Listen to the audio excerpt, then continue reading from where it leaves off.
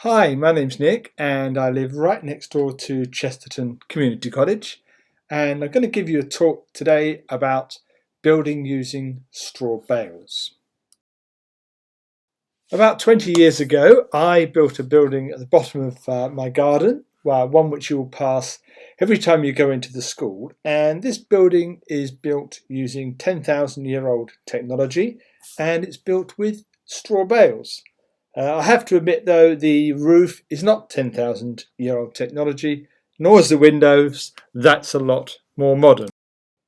It's not actually that difficult to build with straw bales. You need some straw bales, of course. You need some stakes to hold the straw bales together, and something structural where you want to put the doors and the windows.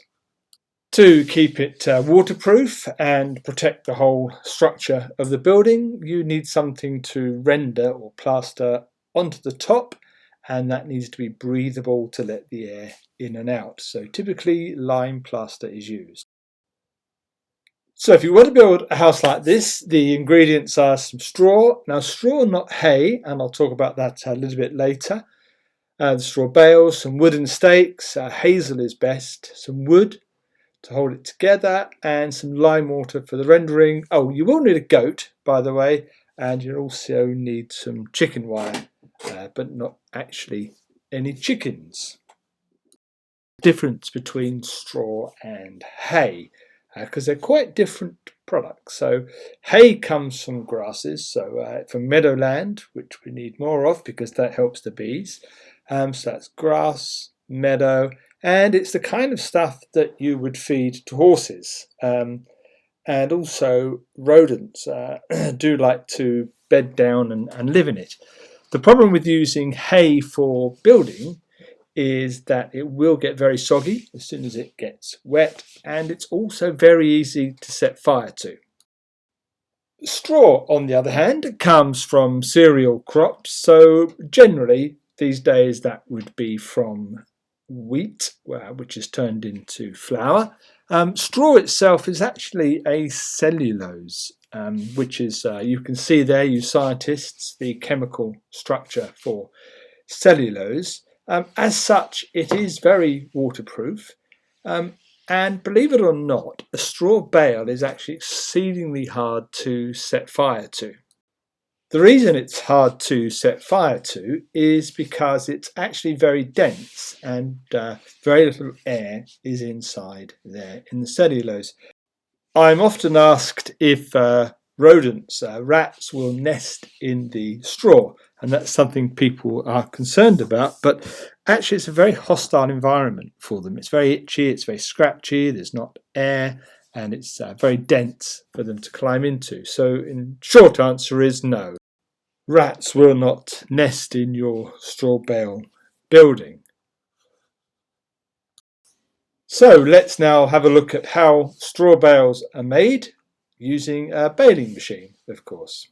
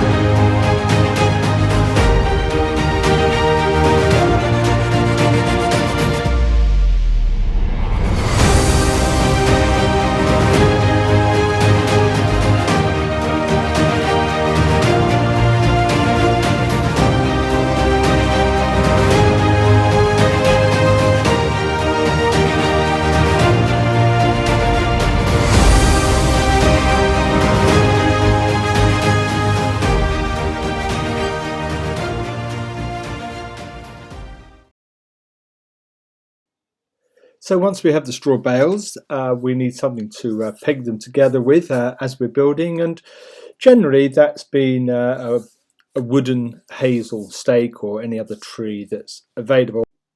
For centuries, woods have been managed using a method called coppicing, which involves cutting down the plant in a certain way such that it will grow again, and a new crop of wood can be harvested.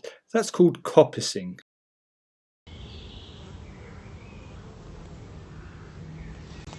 Is this a destruction of woodland? Isn't cutting trees down bad? Actually, this is the first stage of a coppice cycle, one of our most sustainable and ancient woodland management techniques.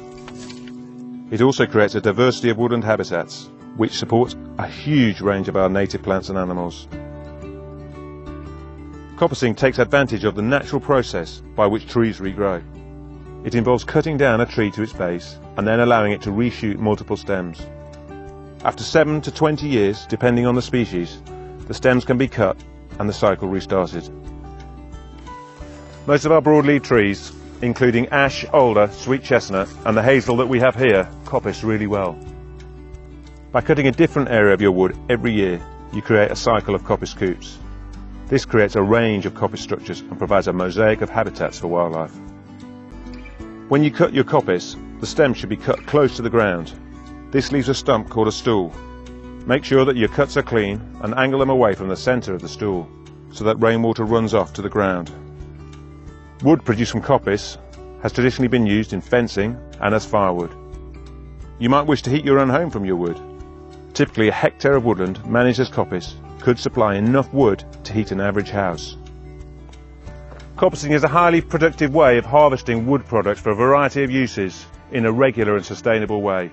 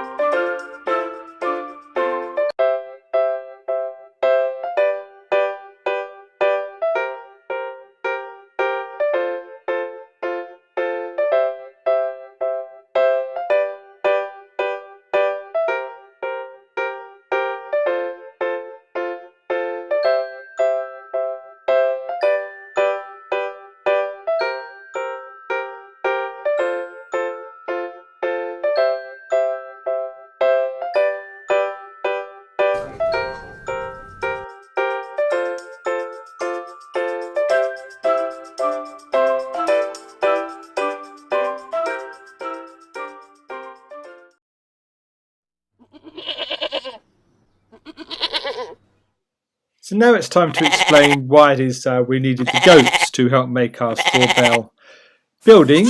I'm going to tell you that in a moment, but we should just enjoy the goat noises and how cute they are just for a moment.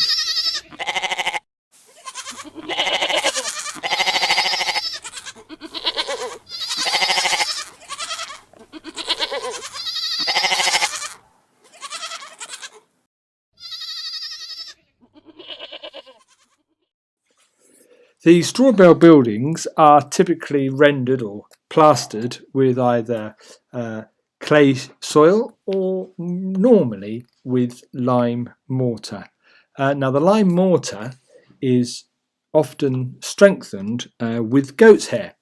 The goat's hair helps to make it more flexible, makes it stronger, and it also helps to improve the waterproofing. To help it stick, when you're plastering, quite often you'd stretch chicken wire over the building and then put your plaster onto that. So you can see in the picture there probably why it's called chicken wire, because typically it's used for making chicken pens.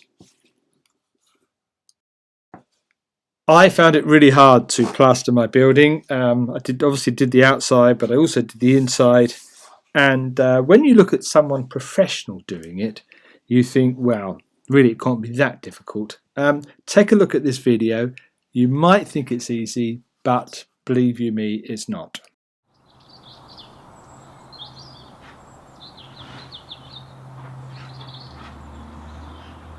The plaster will put 3 coats on. So the first one, the base coat, is kind of just going to hold everything in and pull in the extra little bits and pieces. And then there's 2 more coats which will then cure and make it all weatherproof.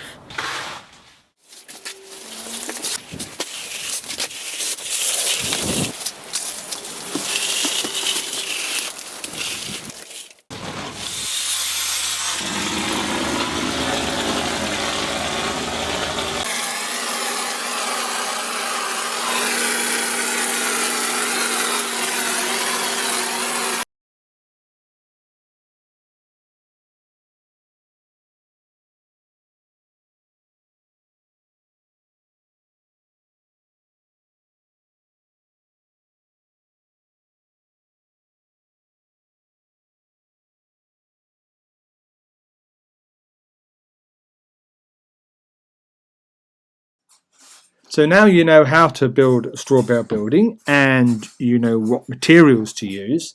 Let's now talk about why. Why do people all over the world build with straw? Well, here's 4 reasons to start with.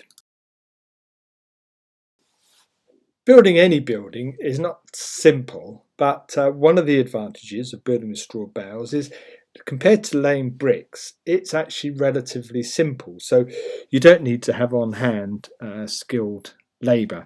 And very often people who are making a bale building will have what's called a wall raising, where the local community comes round to help someone put their bales together, which is something I did, and 4 of us had a great day constructing the main element of the building.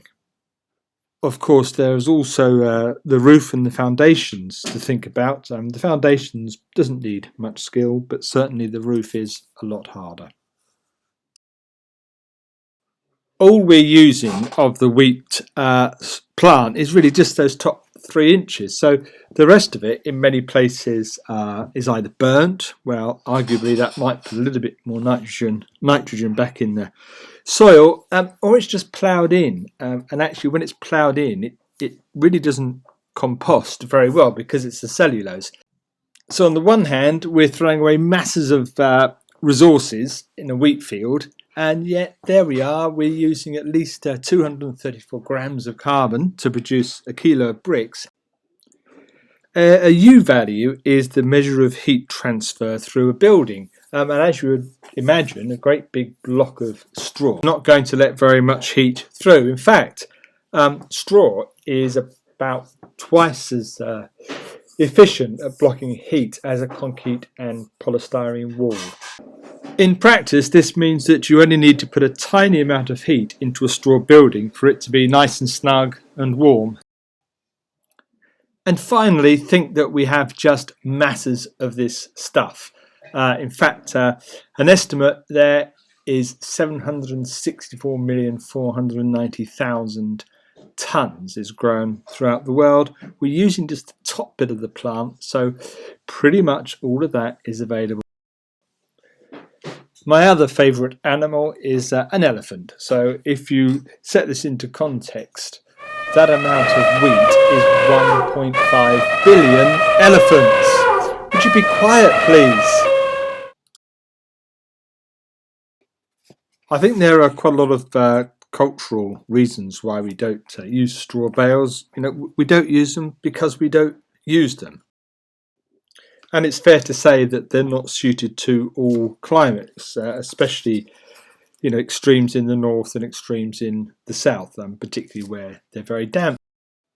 in much of the developed world, one of the reasons they're not used is because the building regulations make it difficult to incorporate straw into any structure.